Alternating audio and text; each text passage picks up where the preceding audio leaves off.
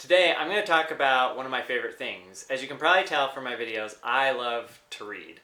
And shout out to one of our subscribers, Isha. She asked the other day, hey, what are some of your favorite books in the venture capital space? What should I be reading? And so, look, I get this question a lot from a lot of my student interns. They ask all the time, like, what are, some books I should be reading? Potential applicants ask this. And then, of course, I just love reading. And so today I want to talk about some of the books you should definitely have on your short list and have read if you want to work in venture capital.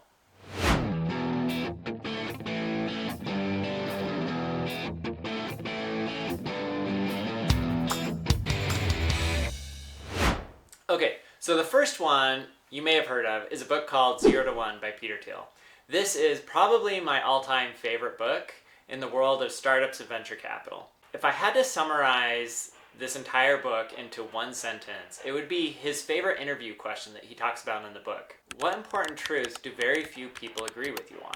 Anyways, the reason I love this question is because it gets at the heart of things that are truly disruptive. Things that go from 0 to 1, not just 1 to 2, an incremental or marginal change, but things that truly have disruptive potential in our society. And, I think what's interesting about this question is that, frankly, it's a very hard one to answer. And he talks about in the book how, a lot of people will revert to religion or other things as a way to answer it. But great entrepreneurs are able to answer it in a way that really demonstrates that they have this earned secret that I've talked about in other videos. That earned secret being something that, through their experience, they have come to realize some truth that very few other people know about or agree with them on. And that knowledge gives them the ability to start something that is truly disruptive.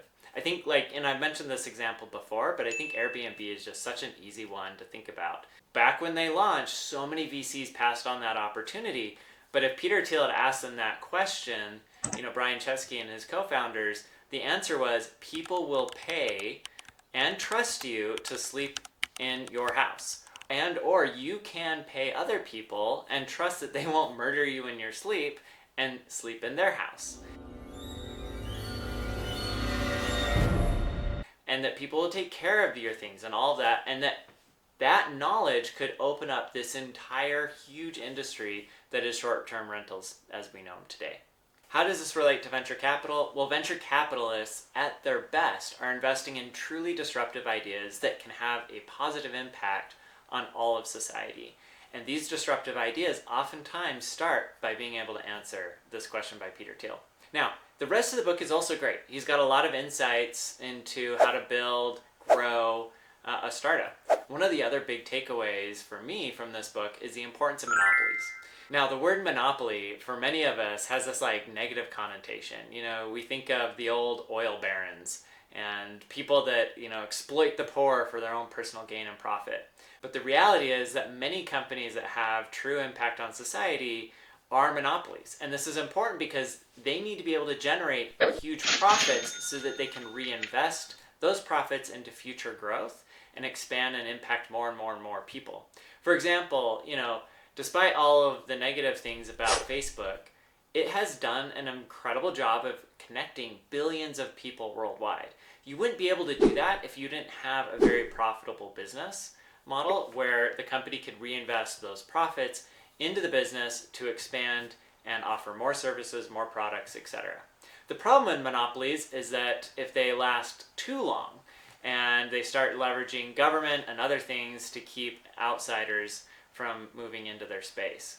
As a VC, you need to be comfortable investing in monopolies. You should be searching them out, figuring out how to create them. You should be doing everything you can to invest in the next great monopoly because those are the investments that are going to generate the biggest returns.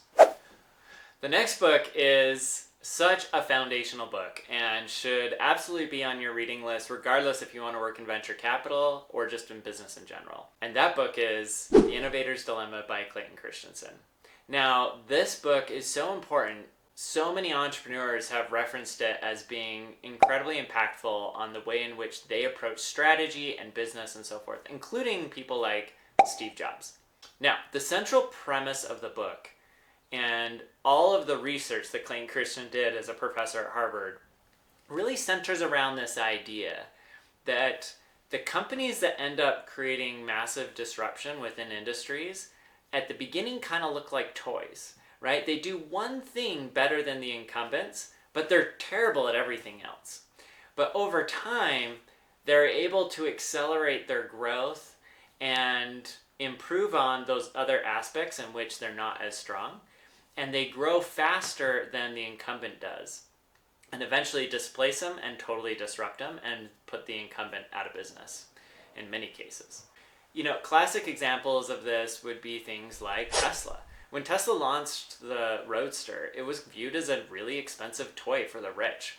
It didn't have a super long range. Yes, it was fast, 0 to 60, but it wasn't the fastest production vehicle out there. It was small, it just sat 2 people, it had lots of problems. But today, Elon Musk is selling more electric vehicles than I think all the other EV manufacturers combined. That's because over time he was able to build the Model 3 and the Model Y into the vehicles that really check all the boxes for consumers today. They have the range, they have the space, they have the comfort, they have the quality, they have the charging infrastructure. He built out a lot of those things.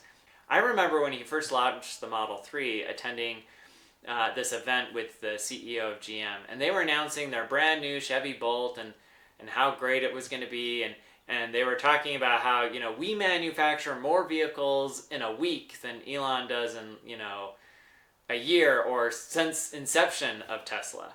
And you look at where they are today and how fast they've accelerated past that, because they've honed in on one area of technology that gave them a huge advantage, i.e. the electrification of vehicles. And over time, we're able to build on all the other features and product sets that customers cared about. And by the time the other automakers have caught up, it's kind of like too little too late, because Elon Musk has already improved battery technology, over-the-air updates, quality control, manufacturing at scale, like all of these things that have made it really hard for incumbents to finally catch up. And even in spite of the fact that he gave away all of his patents to encourage competition from his competitors, there still isn't quite a vehicle on the market at the same price point that offers the same capabilities as Tesla's cars today. This book is super short, but is a fundamental read in understanding what creates disruption, and to help you as a venture capitalist look for companies that are truly disruptive within their industries, and not just a kind of marginal improvement, a 1 to 2, as Peter Thiel would say.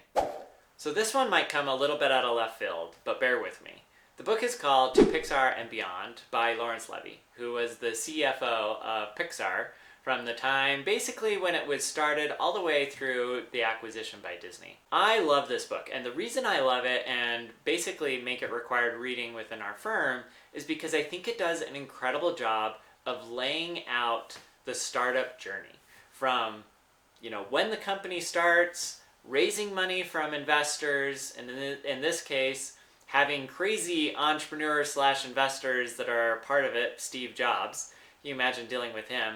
And Lawrence gives some really good insight into what it's like working with kind of a crazy, ambitious, visionary CEO like Steve Jobs, and what that's like. So as you're reading it, you get a feel for like how to evaluate management teams and entrepreneurs. You also get to understand like, hey, these are some of the challenges that companies go through, right? They have to raise money to get product market fit, and then once they have product market fit, like they have to pivot the business, and then they bring on more people, and how do you manage people, and how do you maintain culture at scale, and like he talks about a lot of these things. And then what does the IPO process look like, right? How does that function from start to finish? He walks through that whole thing, and then he talks about like the negotiations back and forth with Disney, both when they were partnering together to make films and distribute them, as well as when Disney ultimately ended up acquiring the business. It's a great read and gives you, like I said, just this really good fundamental understanding and insight into the journey of a company, which as a venture capitalist, I think is super important to understand, especially to understand like where you're going to invest. Are you going to invest at the early stages when you're like Steve Jobs and you're putting in a few $1 million to help the company get to a product market fit? Or are you going to invest at the growth stages? And how are you going to think about like the various problems that companies go through, when to pivot, how to maintain culture, etc. So it's a great book just to provide kind of that foundational knowledge of the startup journey, and one I highly recommend. So originally this was just supposed to be one video, but I was having so much fun talking about some of my favorite books. That's probably no big surprise given, my background. And so this ended up becoming a two-part video. So stay tuned and be sure to check out part 2, where I talk about a few more of my favorite books and include a special bonus book just for sticking around and watching that next video.